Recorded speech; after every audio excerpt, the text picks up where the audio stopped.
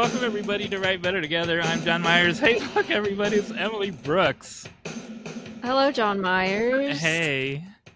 Oh my God. And hey, look everybody, it's Mytecia Myles. Hello. It's good to be here. I know you all aren't used to two things. You're not used to me being here, and you're not used to the guest being here from the very beginning, but that's how today's going so far.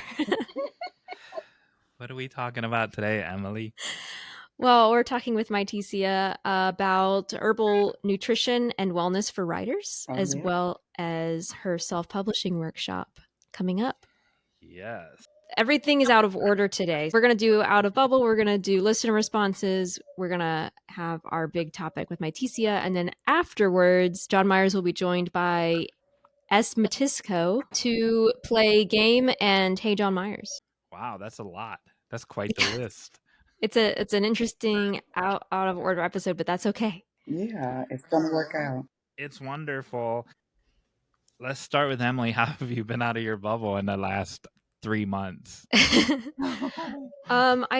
don't know exactly which episodes you've shared so far that have had me sharing that, but I have mostly been like to church, and there's like a new moms group that I've been doing that's been great to get to know other moms. We just had 2 Sunday school parties last weekend, and so just like it's hard to do anything with a baby, but I'm really just trying to get out and see people because I know that's really important. Because I mean, even like last week, I had too many days to myself and was like, I've got to get out. I've got to get out of the house. I've got to talk to people.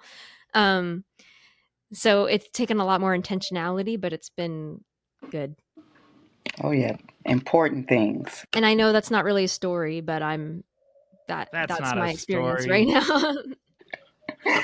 I tried to train Matisko to say that's not a story, and then she was like, "But going to the mailbox could be."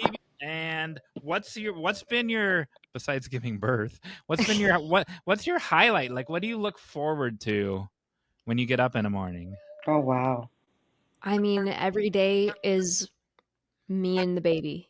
Every day, and then in the evenings, I get to spend time with my husband, which he's working from home, so I get glimpses of him and stuff throughout the day too. But I mean, I'm just enjoying that, the slow, quiet days. You know, like I said, I need breaks from it. I need social interaction, but it's also just a really sweet thing. And I've also picked up knitting again, so I look forward to. Oh, that's beautiful. When the baby's sleeping on me, I can do some knitting, and that's been nice. I made him a pair of socks. Oh, that's so lovely. I remember on the show when you unveiled some socks. The first thing you made was socks. Remember that? Yeah. The first thing I made was socks. The most recent thing I made was socks. The first and last thing you made was socks. Oh my goodness. I love it. Mytecia, how have you gotten out of your bubble recently? Oh wow. I tell you, I was in this bubble because of eye surgery. Oh yeah. And I mean, literally, I had a bubble inserted into my right eyeball. Talk about a bubble. Yeah. Okay. And so just really, it really is just over 60 days since surgery. And I'm so grateful, that everything is going well. And so just coming out of that, because the bubble had to dissolve, it had this gas in it that prevented me from going to high altitudes, and I couldn't fly, and definitely was trying to see, get my vision back. So that being dissolved, getting the okay and the release from the surgeon to be able to travel again and do some of the things like just driving to the market, getting out of that holding space, because a part of the recovery was the instructions were to hold my head face down for 45 minutes of every hour of the day that I was awake. Oh my goodness. repeat 45 minutes of every hour awake, face down, until that bubble dissolved. And so it was, yeah, it was very challenging because I had to tell them before surgery, listen, I read for a living. I write, I read. Like we have to be on the same team, knowing that, I'm going to have vision again. And so it's coming back. My glasses are too powerful, right now, too powerful in that right eye. But everything is going well. And coming up out of that, I just have a different perspective about just life in general, what I'm called to do and how I'm to help, help people. Hmm. So, yeah, that Wow. that's been quite interesting. Yeah. Like, how do you compare it to how it used to be? How do you compare it to how it used to be right now? Right Like, if you were to, now, right yeah. now it is compared to how it was prior to the surgery because what ended up happening was um in my busyness and all the things that I do, I was just simply doing my regular day, moving from the second floor to the first floor, about to do some grading, and get the final grades for the semester together, and grabbing books and all of the things, and I fell down the stairs.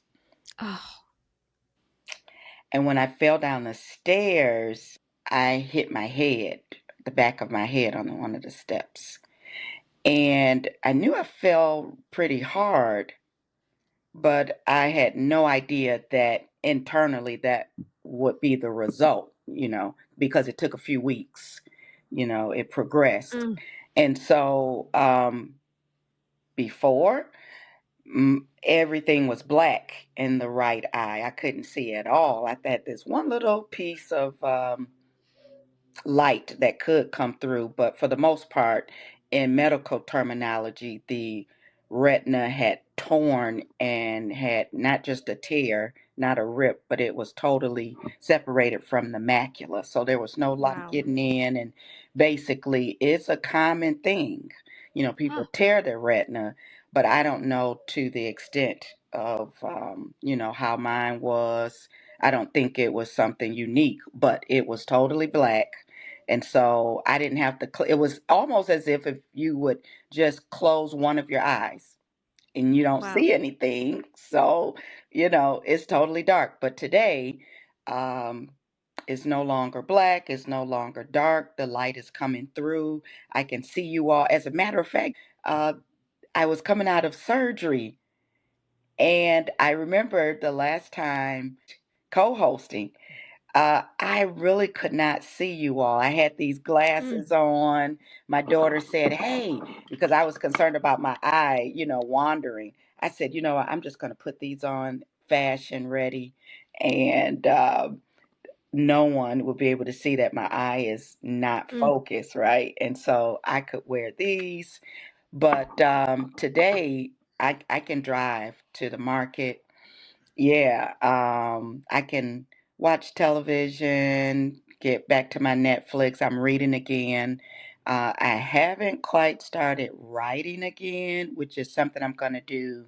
It's on my list for this week to start writing again because I have writing to do and I have clients to pitch.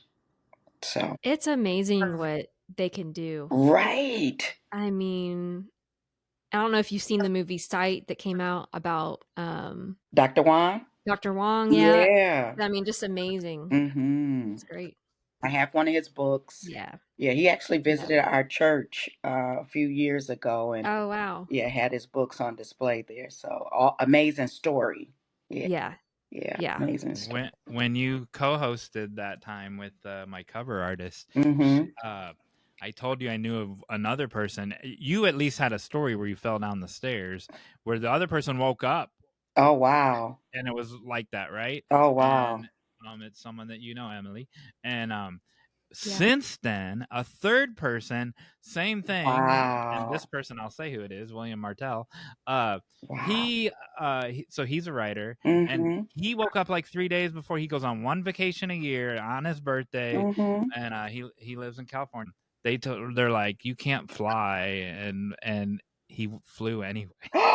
Did he really? And he's Yeah. like, just give me a week and then I'll be back and we can take care of it a week. So he's walking Okay, around. he flew before the surgery. Correct. Okay, And yeah. but they told him not to. Oh, And wow. so he's walking around Vegas like with one blurry eye and one good eye. But it's so weird that like people just wake up with it. It's crazy. It's the craziest thing. I'm telling you, I am different, not because of the vision, but internally, thinking about wellness because, that's just beauty, the beauty industry, the wellness industry is something I have been in like for so many years.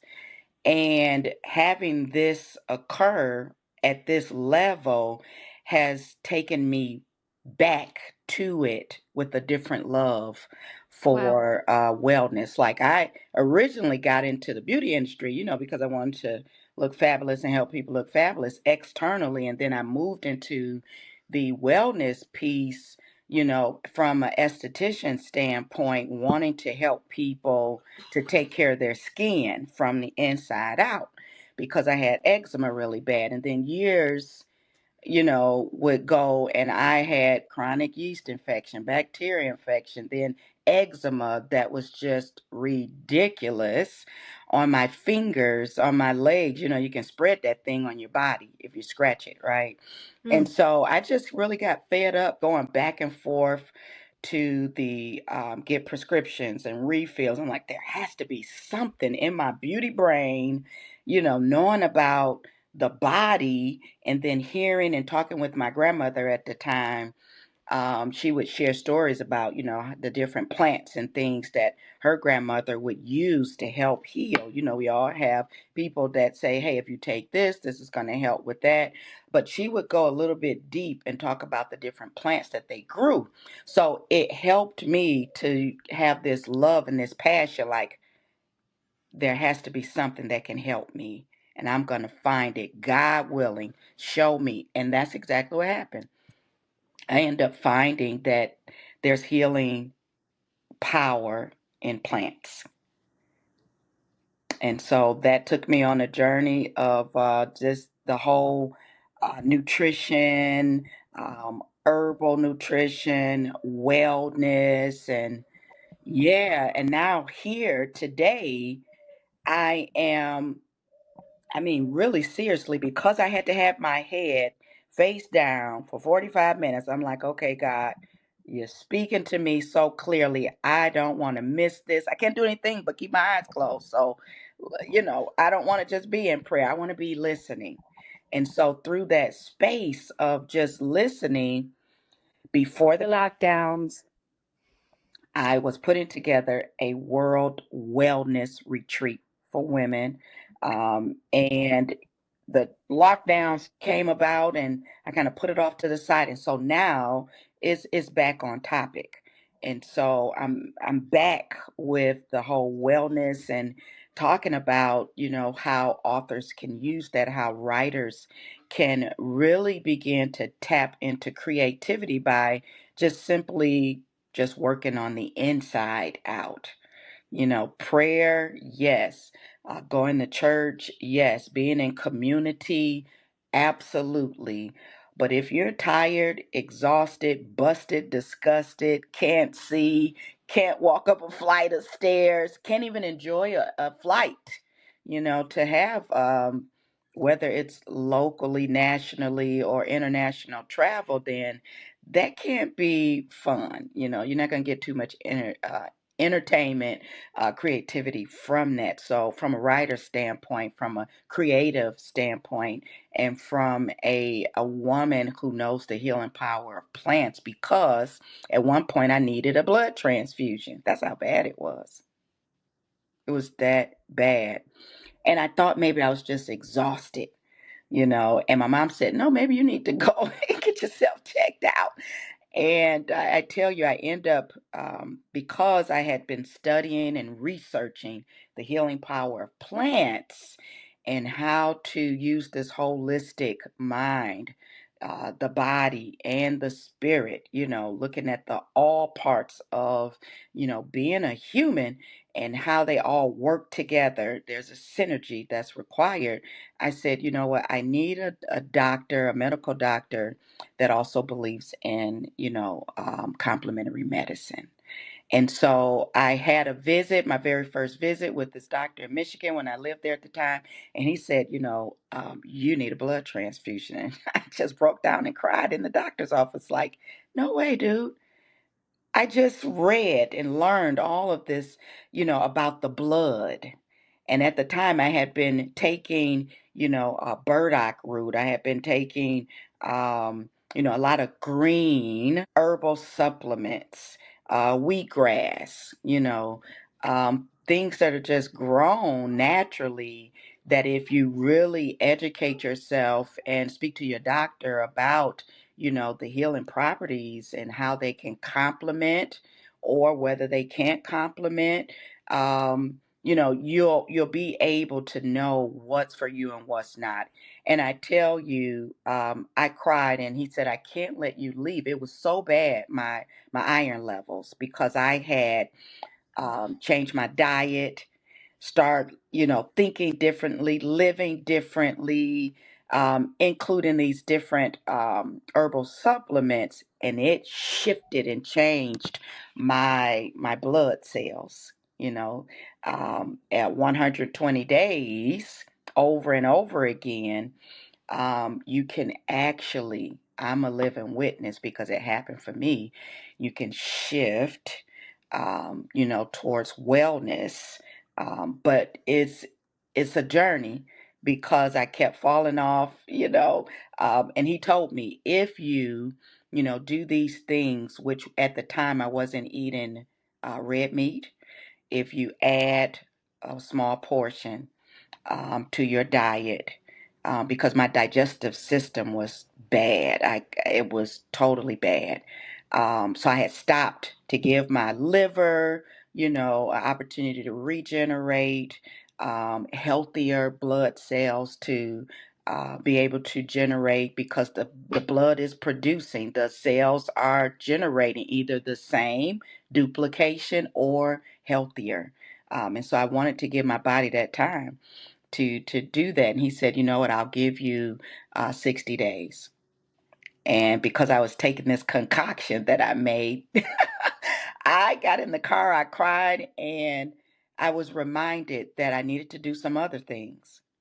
And so I did what he said. I went home. I looked at the concoction that I made because I could not believe, how is it that it had gotten rid of the chronic bacteria infection, yeast infection, digestive problem, eczema had just dissolved. All the cruddiness off of my hands and my legs had totally dissolved. But then I'm here at this medical doctor and he's saying he needed to send me to the ER to get a blood transfusion, someone else's blood. I couldn't believe that. And so I looked at my all of my research and the things that I was taking and doing, and it said that the burdock root was blocking iron absorption. And because although I was doing the greens and everything, it wasn't enough because of that blocker that was in there. So that's why it's very important to, talk with a medical professional before you start making up your own things. Although you know some things, you've researched some things, but speak to someone that can give you still a holistic view.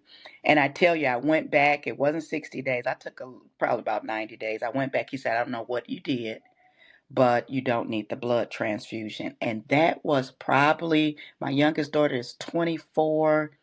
It had to have been 17 years ago. I haven't needed, Wow. thank God, a blood transfusion um, at all, because now I'm aware, consciously aware of how to listen to my body, at the same time what wellness is for me, and it's different for every person.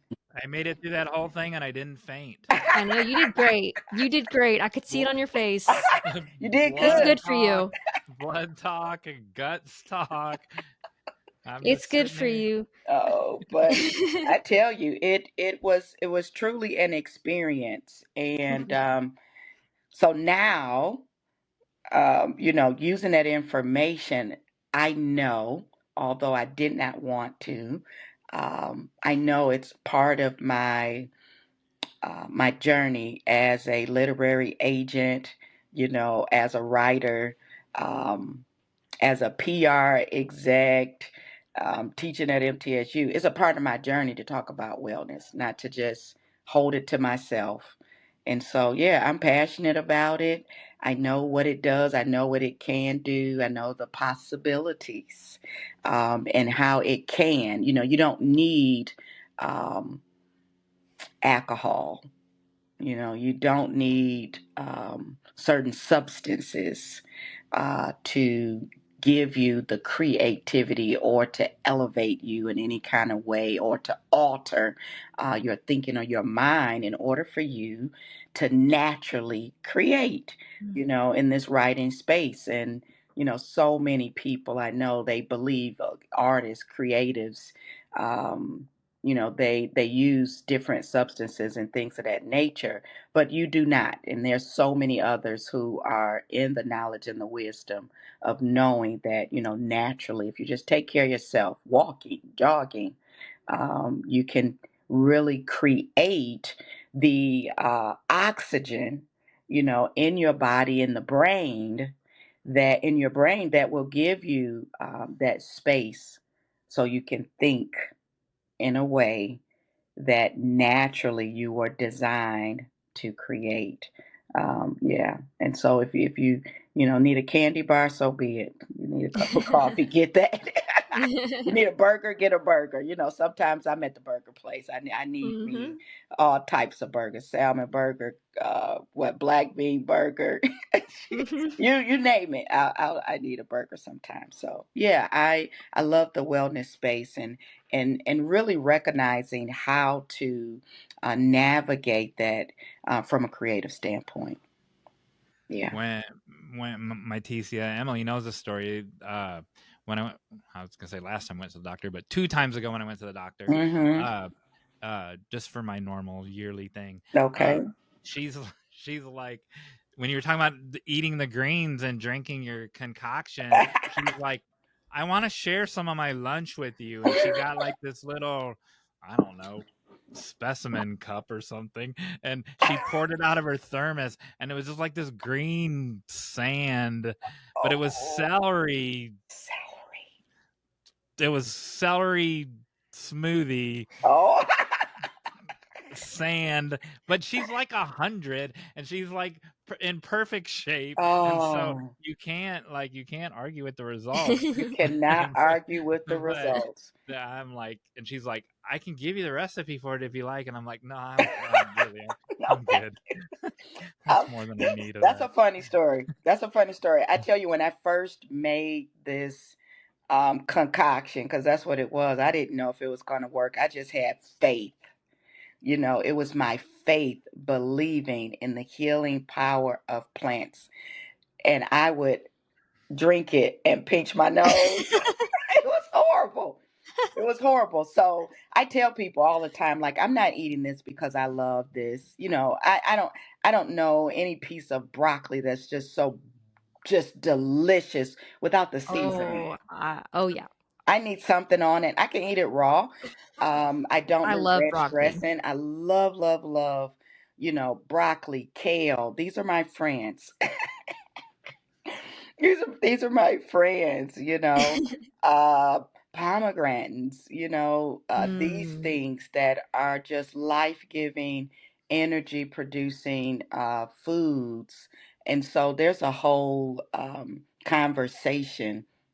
For years, I would not say the word holistic because I thought people were thinking that I was in some other type of world or practice. But Yeah. The wholeness. God made us to be whole and complete. So holistic, that's really what it is. It's looking at every aspect of who you are, and then what makes you up, in order that you can determine like something is off in this area, or I need to pay more attention to this or that, in order that I can feel whole and complete. So it is vital, to a creative space, that you feel well.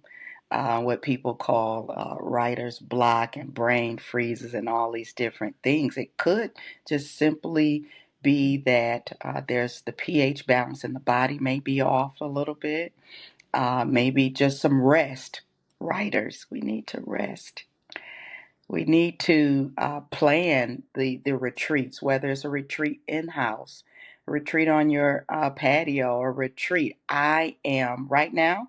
I'm totally in retreat mode. I'm looking forward to planning a Morocco retreat somewhere in the Wow. Caribbean. My Can I come? mindset my mindset right now is abroad, and so that's where I want to kind of cultivate and curate, retreats and wellness spaces for writers. I love that so much. Yeah, I love too how this conversation flowed so naturally from the out of bubble conversation, because it's so tied in, because wellness allows you to get out of your bubble. And when you have a surgery or you have a baby and you are put into those recovery modes, that's when you kind of realize like how important that wellness really is. And I mean, and it is a privilege as well. There are, we have to remember that there are people who are bedbound or in other situations where they can't do things, but I still think it's important for us to be as well as our capacity to be. And what does that look like for each individual? absolutely. That's why it's so important. Like you said, like you have to know what's good for you at the time too. One of the things that really pushed me towards Mm. um, wellness a lot lately was trying to have a baby and looking into fertility and the things that can block fertility or help fertility. Ah, And then when I was pregnant, I was looking specifically at, okay, what nutrition is going to help me make a healthy baby? yeah, And then postpartum, you have different needs. And even like postpartum depression has yes. different needs. Like they say have lots of omegas, omega Mhm. 3, I think. I don't remember Oh the my God. number, Yeah. but whatever's in salmon. And so, Yes. eat lots of salmon and eat lots of fish. And then, Mm-hmm. um, and vitamin D, getting outside. So there's specific things that can help us in different seasons of our lives. Oh, I love this. And um and I'm just reflecting and soaking in what you said Mm. about very early on, what you said about like you can have your spiritual health, you can have um all these things, but if you Mm-hmm. feel gross, if you feel not good, then your creativity is going to Oh suffer yeah. from that. Oh boy. So much so. I love, love, love, and I wrote that down. The specific things for specific seasons. Yeah, And even, like women sometimes need something different from men, and children need absolutely. something different from adults. And like you said, like you needed those things for your skin, but then it was causing some other issues, and Hmm. Yeah, it was it's a so lot to think interesting. about. It is. And you know what? Just in reflection, um, I was taking something topically on the top of my skin for the eczema. But then I was, thinking about like what's needed for my digestive system. Like Mm. I can't see it, I can't see the state of my colon and my intestines, and I'm just going through the body systems. I got cards and I'm like I need to see what's going on, and I can't see that the liver, like I don't, but it shows up in your sluggishness. It shows up. and you can't think clearly. It shows up in multiple different ways. And so what I end up gaining through my experience, and it was again through prayer and just research and listening, is that I needed to target the blood because it went through every system in my body. And that was for me at the time. And so today I have to consciously think when someone says, "Hey, you want to go out to eat?" Well, where are we going? Because at the same time, I need to think about what have I already eaten. Have I had what type of proteins have I already had? What type of fruits have I, veggies? Like I need to think about this because they're in groups for a reason, and they all are designed to do something different. So in the recovery even of my eye, you know um not just carrots, but I need to go deeper. The beta carotene, like what do I really need for eye health to promote it and to help it do what it is naturally designed to do. Not trying to speed it up, but to give it the best possible chance of healing to the best capacity that it can, right? And, doing that internally and externally. So that required me to say no to some things, knowing the season was up. Like I no longer can support this organization in this capacity because now I need to walk differently. Like I'm actually holding on to the railing and walking slower down my stairs. I'm not going, flying like, woo, yeah, about to go and, you know, do these things. Like I'm actually feeling my feet touch the stair. When I'm even outside, I want to feel my feet touch the concrete, the pavement. If I'm in the grass, I want my feet to feel, that I'm on solid ground. And so that again, holistically, just thinking about that from a creative standpoint, it is helping me to recognize and realize um, and revisit passions Mm. that I had, put in a pile of, I'll get to it later. No, these were some things like these wellness retreats and really thinking about writing. Like I have a novel that I started writing. I put that thing to the side.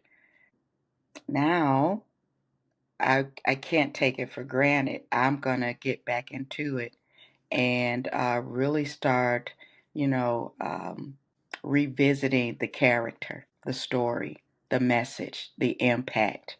When I asked you to come back on this time, Mytecia, uh, you and I said that we inadvertently and we got away from mental health and wellness topics for a while, and you're like, I used to be a master, like I'm a retired master Retired? herbalist.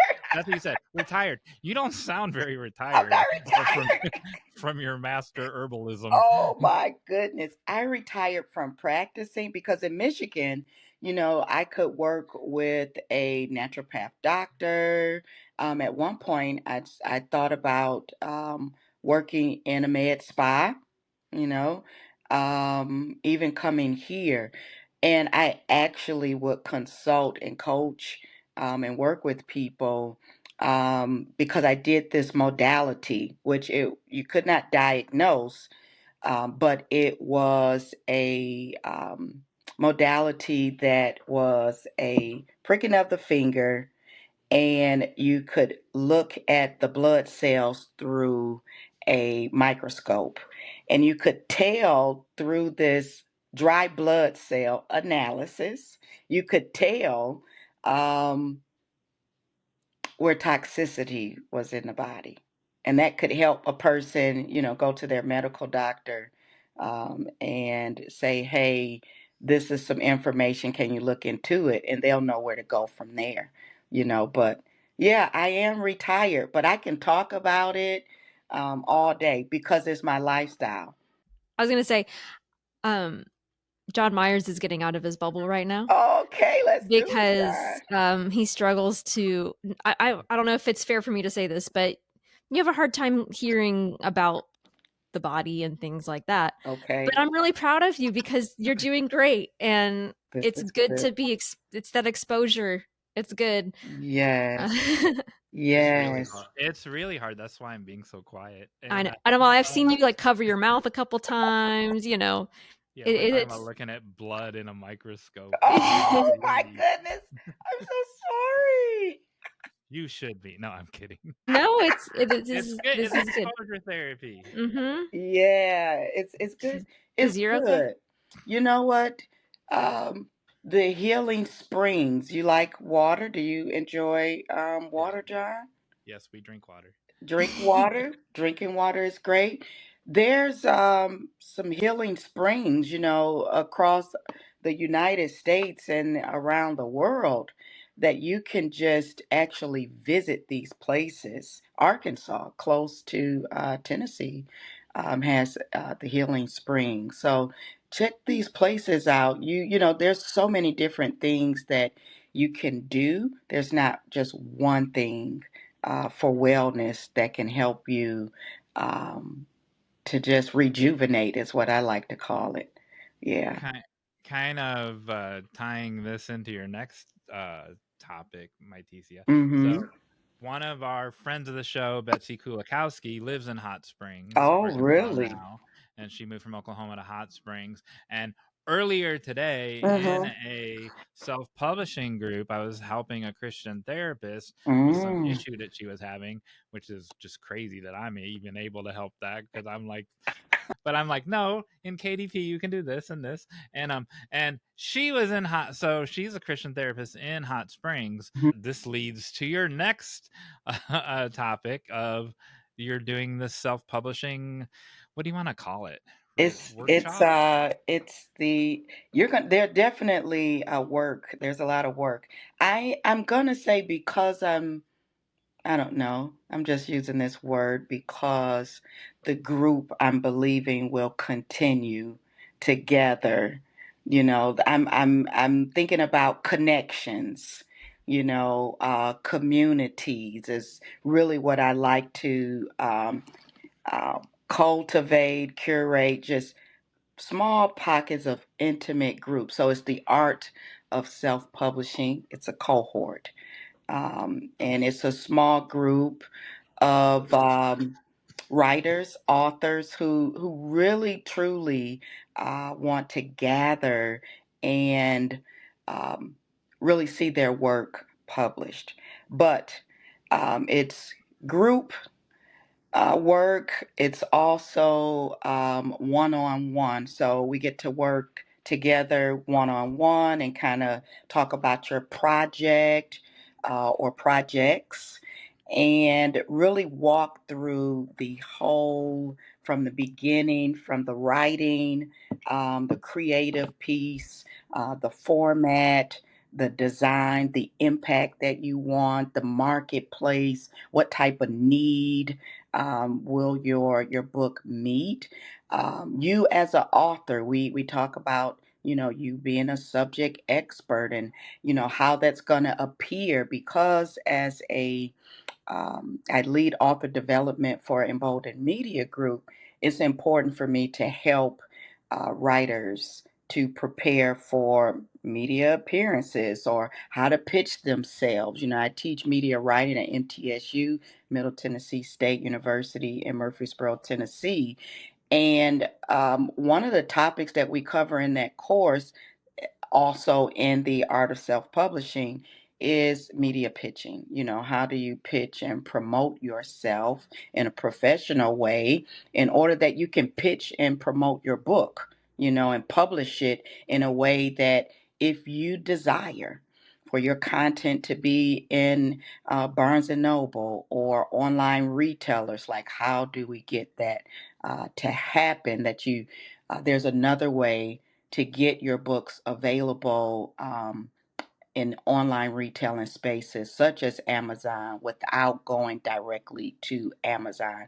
So I work with Ingram Content Group, one of the publishers, large publishing house here in Nashville, Tennessee. And we also will do a tour of their printing facility. So those that are part of the cohort, they will be able to see hands-on from the paper all the way to the book being packaged and boxed and ready to go, what that looks like, and actually the people that are actually handling the facilities here. So it's going to be a fun time. I think one of the things that I love most about the cohort, again, is that it's a creative space where the participants will have an opportunity to work on the effectiveness and usefulness of different tools. So, all about what the author does. So, we talk about the social media, the author's website. We talk about earned media and shared media and owned media as well, because those are all different. They require different engagement, how to build that. Because there's so I'm going to say this. There's not one way to publish a book. Okay. There are frameworks that I've seen. However, as a self published author myself, I know where the pitfalls are. At the same time, as a literary agent who represent traditional published authors, working as a literary agent and, repping authors, there's a difference and there's a small difference, things that the author must do and the author must pay for versus being repped in what a traditional publisher is designed to pay for. Is one better than the other? To me, no. One book may be self published, another may be repped. And so I really truly believe, because I get a lot of queries as a literary agent. Some of them maybe are not for me to rep as an agent, or perhaps I can refer them on, and maybe something happened, maybe something does not. But I know for a fact that if I can help to equip authors, writers, in knowing what they are to do in a professional way that's effective, looking at, metadata and things of that nature, that they can take this framework and they can self publish and even help other people do the same thing. The main thing is to gain some confidence, to get some clarity, and to be able to cultivate some of those projects. Because if I, as a literary agent, was to sign an author, let's just say tomorrow, and in the next 30 days they get a publishing deal, not saying that's a realistic timing. Um, this is 2025, 2026. The book will not be on the shelves. Okay. And some people, God has given them um, an urgency that their material may need to be out third quarter, fourth quarter, top of first quarter next year. And it's not a possibility. There are timelines and things that are just not realistically likely to happen. So, the art of self publishing, I am offering that real soon. And again, it's an intimate setting, but it's definitely a space where participants will walk away equipped and have the confidence and the courage to just go for it and self-publish. Is that a different website than the Supernatural Success, or is that how they? So the best way to get information about that is to send an email to info@supernaturalsuccesspr.net. That's info@supernaturalsuccesspr.net. Or you can reach out to me on LinkedIn at Mytecia Myles. I'm on the gram. Yeah, so I would prefer LinkedIn or send an email because that way we can get that information to you on what it is, what the details are, and how to get your seat saved in that cohort. Yeah, it's going to be a fun time. I promise you. I try to pour so much into it. It's definitely a creative space for sure. Any last question do you want to ask Emily before Mytecia gives us a call to action? You've already explained a lot of this so well, but what would you say to any writers who are just hesitant about self-publishing? Because I know Jon Meyers and I have had a lot of conversations about that, and Hmm. people worry about the reputation of it, and is it prestigious enough, and Oh, is it too much work, and all of those things. But is there anything specific that you would say to kind of set people's minds at ease? yeah, absolutely. I sat on a panel recently. This was at the top of the year. Um, and it was really about the business of publishing. And that question was asked by a publishing attorney. And it was directed to the panel, but I had to answer that because back in the day, it was like, oh no, you're a self published author. You can't do this. You can't do this. You're not this. And today, that is not accurate. That is not the truth. Let me bust the bubble on that right now. Poof, it is gone. No, you as a writer have the responsibility to get your message out. You have the responsibility to do your due diligence and, recognizing what is best for you as a writer, whether that's a writing community, whether that is a writer's group, whether that's a MFA program. Like, I don't know what that is for you, but please note that being a self published author is still author. Okay.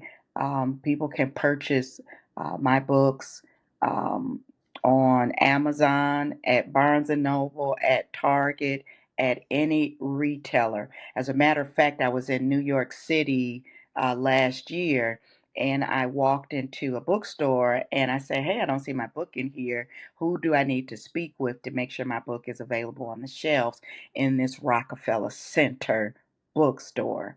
And they say, hey, we need your ISBN number and we'll call you when your books are in. And so now my books are available in bookstores. And so you have to do the work. There's a thing that you do have to do. Like if you want to not do the work, then self publishing is not for you.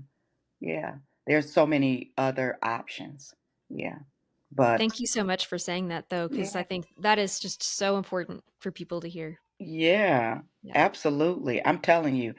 When people, and I'm just going to say this, I hear people say, um, professional, what do you want people to think about when they hear your name as an author, right? And this goes back to that whole space of author development. Your message, what are you talking about? Whether it's in public spaces, in social spaces, in personal space, like what are you talking about? Like people know that I'm professional, okay? And I didn't just cultivate that myself. It's just that I need order. I work better when things are organized, and I recognize when they're not. And so, what do you want people to remember about you as an author. I think that's very critical, and focus more on the impact that you as a writer, your work, your message will bring to the marketplace. Yeah. Thank you, Mytecia. Now, Okay. give our viewers a call to action. Make them get out of their bubble and do something in the next week, and then Emily will tell them how to report back to us. Okay, so I think the call to action today, truthfully, is to write down a short list, a list of at least 3 things that you as a writer must do in the next 30 days to move forward on your writing project. So is that send an email to info@supernaturalsuccesspr.net so you can be a part of the self-publishing cohort? Is that register for a writers conference? Or it could simply be revisit your writing project that you put over to the side in the midst of you being so busy doing other things for other people. So write down a list of the top 3 things that you can do in the next 30 days to help move your writing project forward. I love that so much. That's a good one. Okay. Especially as, someone who just had a baby, just living it, saying 3 things. Okay, just got to do the 3 things is better than nothing. Absolutely. So listeners, you can let us know what you have put on your list I love it. or how it goes. You can respond on Facebook, Instagram, or Twitter, wherever we share, or X, sorry. I'm so behind. Wherever we share this episode, you can respond in the comments there, or you can go to writebettertogether.com/podcast to find this episode and respond in the comments there. Let me tell you my out of the bubble story Tell us. because it ties all of this together, Ooh. and so that's why I didn't interrupt. So I went to the last summer webinar with Michael Jamin, and so Mm. but I'm not going to talk about that. I'm going to talk about after that was over. His 2 assistants, Phil Hudson and Kevin Lewandowski, they've worked on a bunch of TV shows like Tacoma FD and that. They had a Q&A. Michael left, and they had a Q&A for as long as we wanted to stay and just pick their brains. Wow. And they were underscoring everything that it's like Mytecia watched the thing that I was in, No and way. that they underscored everything about the importance of a cohort. And Mm. I got to tell him because Emily and I we have a private Discord group that hasn't been super active, but it's there. And at WriterCon this coming Labor Day weekend, I'm teaching a master class on memoir on it's not your life story, but it's stories from your life. And everyone that takes that class, we're gonna let in our private Discord cohort. So those however many people are take that class, they can join the handful of people that are already in it, and they can do all of those things that you were just talking about. And that's what Kevin and Phil were saying, because they have a private group. When you purchase Michael's course, that's the only way you can get into that Oh, I love it. private group. But they trade scripts, they give notes Mm. on scripts, maybe they're a script supervisor on one show, but they know that this other show needs a PA. They're like, hey, there's an opening over there I that's love it. I'm a little bit higher than that, or I'm not interested in that because I like the job I have. Y'all could go look at that opening. And so just the power of the cohort. Emily and I met getting our MFA. So Mm. she was I was in her cohort, she was in my cohort. So the Wow. power of having one of those is you can't even really measure it. And you can't put a dollar on it. So true. That's all I wanted to say. I love that. That's great. Okay. We don't know how to end it. I forgot. What do we normally do? I'm so glad to see you, Emily. I'm glad you're back. Yeah. So good to see you. Yeah, I'm glad you're back. Sounds great. All right. I'm Love so glad I could you. be on Oh, it was today. so Good to good see to see both of you. you. Bye. Bye bye.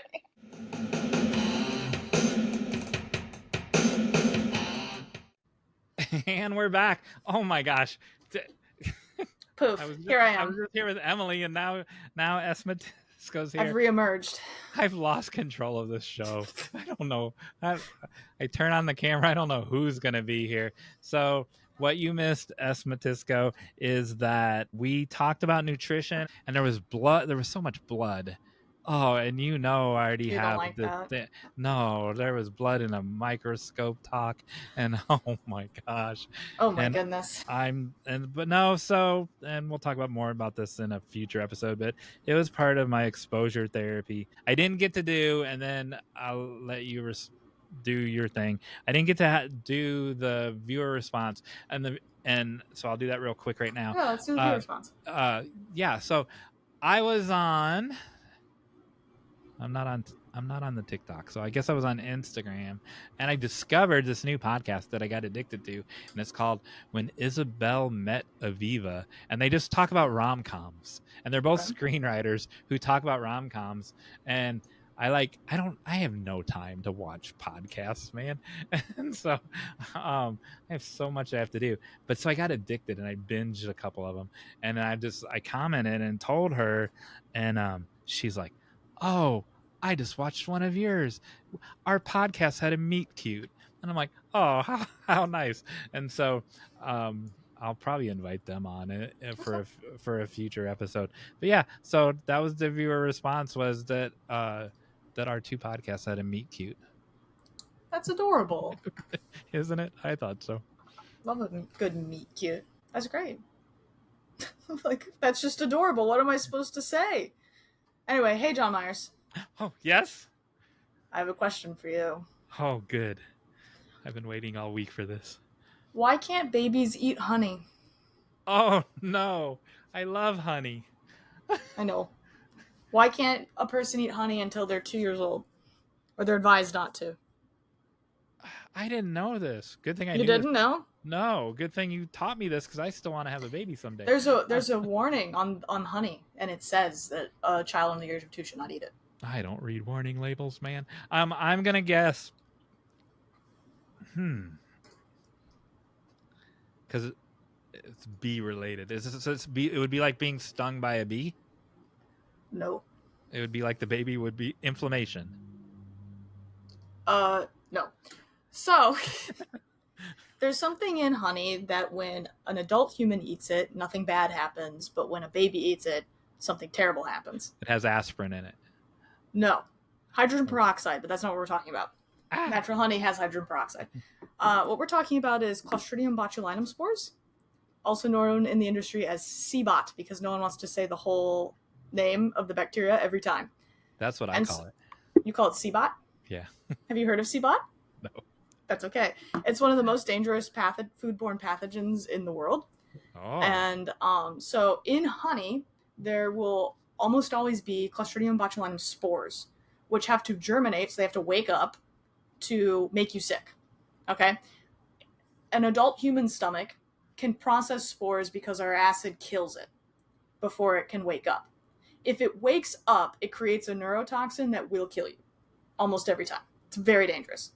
A baby's stomach does not have the ability to produce enough acid because it's, designed to drink milk. It's not food ready yet to kill the spores. So the spores will germinate in their stomach and it will release the toxin, and it's very dangerous. And let me just look up what it would be. But it's classified as a neurotoxin, so it like attacks your brain. And that's very bad to do to a baby because the brain is growing. So that is why babies should not eat honey. That is my public service announcement / information.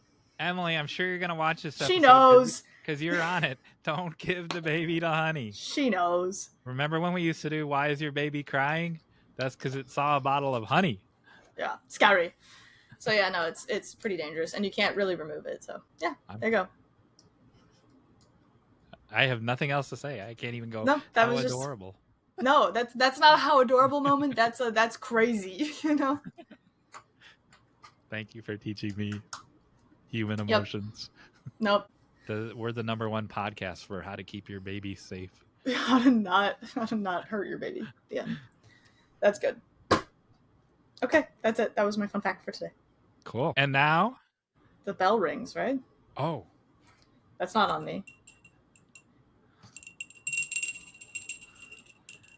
If you'd like to know more about honey or weird bacteria that's in your food, make sure you like, subscribe, comment down below anything about anything, including food, nutrition, writing. We love to hear it.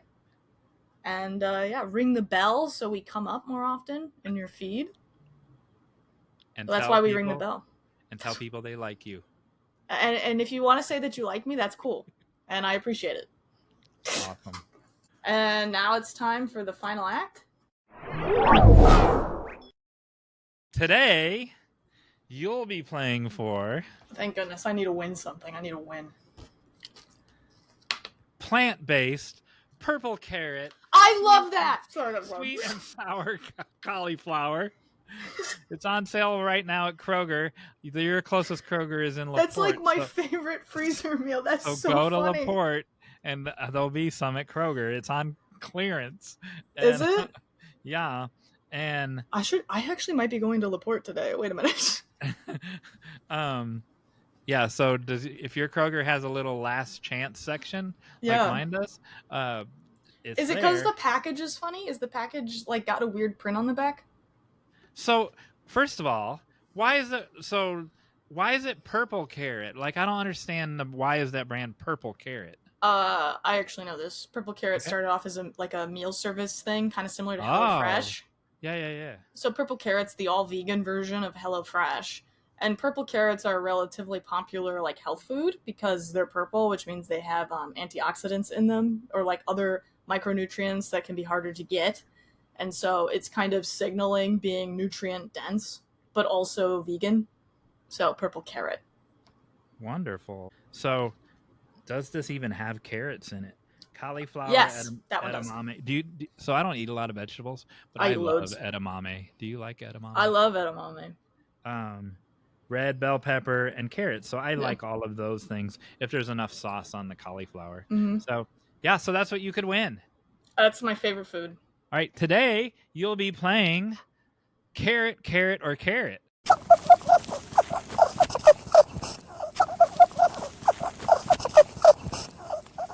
How about that? So how appropriate is that to nutrition, and how appropriate? That's why your prize is the purple carrot. On a previous episode, I asked Emily, I don't know, a can of carrots came up, and she was like, I don't eat carrots out of a can. I said, do you ever eat a bag of dirt or something? And and I'm like, so what? Like, how do you eat carrot? Like Bugs Bunny? And so that was her answer. She only eats fresh carrots. Right. Before we play the game, how do you eat your carrots? I would say, and this is an obnoxious answer, I like baby carrots because I don't like peeling them myself. And then if I want to put them in anything, I just have to go chip, chip, chip, and then it's in. You know, I don't have to do much. So I'm a baby carrot, and then I can use it to dip. I feel it's the most versatile. But I like colorful carrots, and those don't come in baby carrot form, but they should. Do you know how baby carrots were invented? No, do you? Yes, I do. I knew this a long time ago. I don't even know why I knew this. So some carrot farmer whose whole life depended on carrots, he had a bad crop one year, and they were all little. And he's like, I gotta pay my mortgage. I gotta do something. And so he couldn't take them to the regular place where he would sell them to the canning people or whatever. Mm-hmm. They wouldn't even take them. And so he took them to the local farmer's market, and I don't know what state this was or anything. And they sold out, and people wanted more. And he's like, I can't make more. And then, so the baby carrots that you like are just usually shaved down. Yeah. They are grown smaller, but they are shaved down carrots of regular Bugs Bunny carrots. They're just the smaller ones.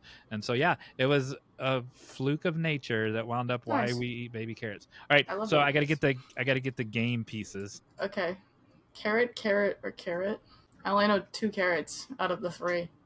Because I'm assuming this is like a diamond pun. We have carrot the food, carrot the diamond. I don't know what the third one is. I do not care at all. But Bag rustling in the wind.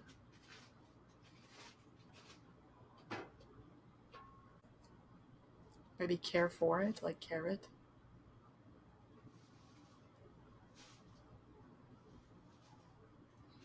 I'd like to see my doodles.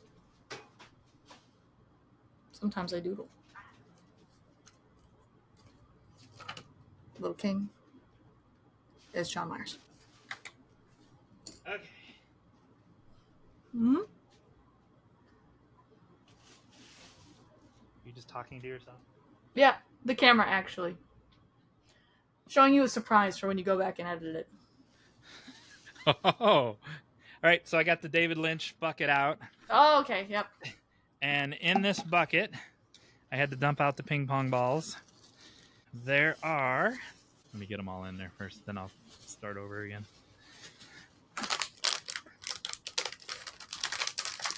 Rough. I'm eating. I'm not Emily, I'll eat them. Okay. In this bucket, I'm only going to show you this much of it. Okay. There are 4 kinds of carrot.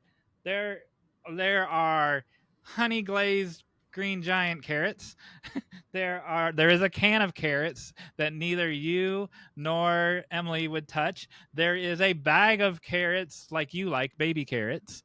And there is a real Bugs Bunny carrot that I had to go to Kroger this morning and buy. That's how I found the purple carrot thing. Okay. Because I needed to go. I don't just have Bugs Bunny carrots sitting around in the house. And so I am going to swirl the bucket just like David Lynch would do. I'm going to reach my hand into this bucket and I'm going to touch one of those 4 kinds of carrots, and only by the express. So it's just like on the internet when they're like, what's in the box? And it's like, whatever, a hot dog or a waffle. Only by the expression on my face, you have to tell me which one of those 4 kinds of carrots that I'm touching. That's all you get, and then I will pull it out, and we'll do when it gets down to the final 2, then it'll be a 50-50. Yeah, and I won't cheat. I won't switch. Like, okay. So I'm reaching in. I'm reaching in. All right. I'm touching one of them. Let me make a face so you can read my face. Okay, well, that's forced. I think it's the can. That's not a can. Wrong. It was the baby ones that you love so much. Tragic. The baby carrots. How many do I have to get right to win the final? Do I have to get, because I'm already down. Do I have to just get one? I don't know. You just have to get one right. All right, hold on. Wait, I'm mixing, and all right, my hand. I'm just grabbing the first one my hand touches. All in can. Ding, ding, ding, ding, ding! You got it. Without the help of my face. No, I don't need the face. I'm looking at micro expressions. I don't need you to. If you make a face, you're masking what I'm looking at. Oh. So, like, I'd rather you just grab it and then I'll guess from there. Swirl the bucket one last time. Oh, I touched both of them. Now what do I do? Swirl. Run it back. See, I'm being honest. I literally touched both of them. All right, I'm only touching one. It's the Bugs Bunny one. I'm sorry. It's the honey glaze. I lost the 50-50. That's always the worst, losing the 50-50. And now I got the. What am I going to do with this? I'll give it to the homeless or something. You can make it a I stew. keep a. Do you know this? I keep a bag of extra food. Like, so when I go to Aldi, I keep a bag of extra food in my car at all time. So when I go by a homeless guy on the corner, and so it doesn't have like cans because they might not have a can opener, right? Mm-hmm. And some of the cans have a lift top, so those are. Yeah, if they do, then I'll do it. So I can give this to the homeless guy. He can eat a carrot. You could. And I'll do it. Might be nice. So. Fresh food can be hard to get. Fresh food can be hard to get if you're like food unstable. I know. So yeah. So you got 1 out of 4. Yeah, but not even the easy one. I didn't even get the 50-50. That's all right. What do you think about that game, carrot, carrot, or carrot? I thought a ring was going to be in there. I thought there was going to be diamonds involved. Carrot, carrot, carrot. Oh. You should be so lucky. Yeah, no, we don't have that budget. All right. Good job. All right. So I say goodbye. Goodbye, everyone. I know I was only here for like 2 seconds, but it was nice stopping in. We We couldn't have done it couldn't have done it without you. I beat you, though. Oh man, that was perfect. That was the perfect blend.